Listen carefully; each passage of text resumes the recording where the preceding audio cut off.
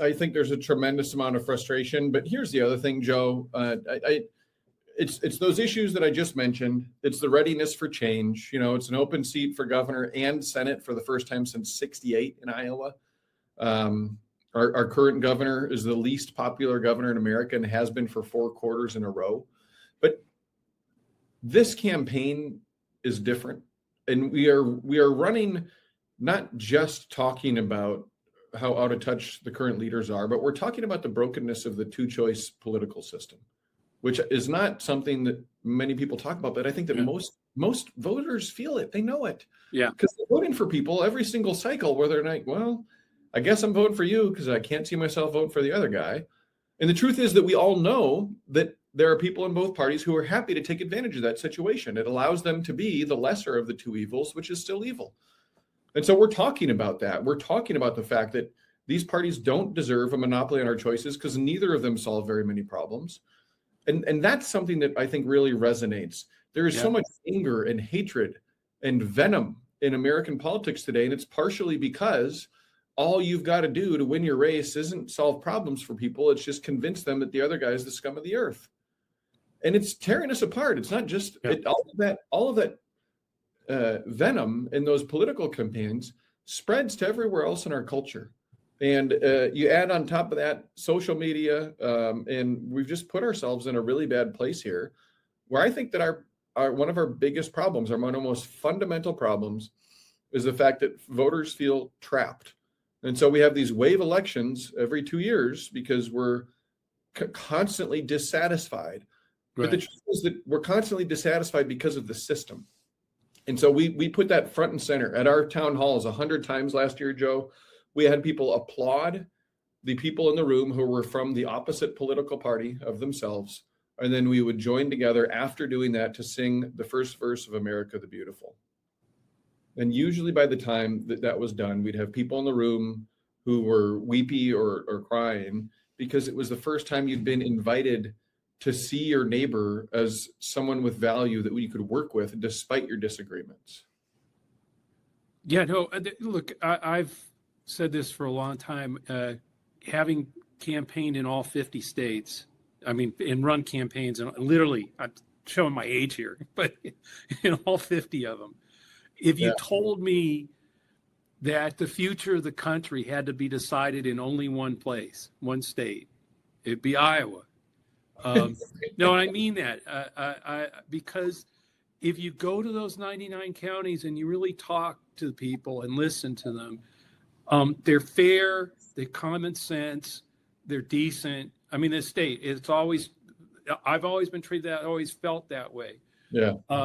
And so like I said, I've been here only 3 or 4 days, but that's the reason I'm doing sort of this on the ground experiment for Lincoln Square, because I wanted to put this state front and center. I really think so much of what's happening here it just shows you the kind of year that we can be going through in 2026, where I'm seeing independents, soft Republicans, Democrats, all seem to be moving in your direction for governor. And you just see it in some of these House races and the Senate race, obviously. But what is the? I know you're raising money. What is it that people can do to help make this happen here in Iowa, who aren't from, are watching this, and how can they help? Well, that's a great question. We'd love to have people pitch in. The website's easy. It's robsand.com right there, robsand.com. You can pitch in there. You can follow me on pretty much any social media platform, share our posts, help us get our message out. And all of that really matters. We actually, last year, we raised 2.5 times the previous record. And we think we're going to have to outraise our opponents to win. So we got to keep our foot on the gas there. But when I talk about breaking down the anger and breaking down the walls that have been built between Iowans, there's probably no better statistic to demonstrate that than the fact that last year we had more registered Republican donors in Iowa than any of the Republicans running for governor. I mean, we literally had That's- more grassroots support from Republicans than the Republicans did because people are hearing this message about bringing people together and about the fact that neither party is exactly knocking it out of the park, and they're like, I'm in that party. Is that a party? Can we make that a party? Like we've all been living in this reality where we're being told to hate people, and we're really at the end of the day kind of like, well, what are you going to do for me, right? And that resonates with a ton of people, and I think that's part of the reason that we're just taking off like a rocket. Yeah, I really believe that your campaign is not just making a difference in the state in terms of the governor's race, but I think it really is connecting in a lot of ways that can break down those barriers and actually get real change to happen in some of these other races as well. Yeah, and that's exactly the thing. Like at the end of the day, the kind of change that we want is durable change.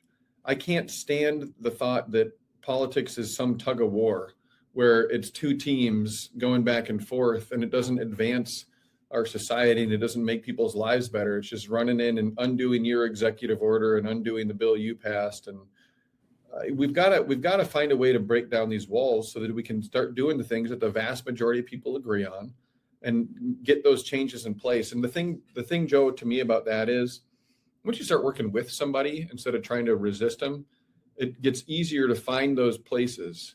And this doesn't mean so many people are like, oh, that means you're going to do bad things. No, it means look at the vast majority of Americans or of Iowans who can agree on a number of issues and notice that nothing ever advances on those issues, right? It's focusing on those things.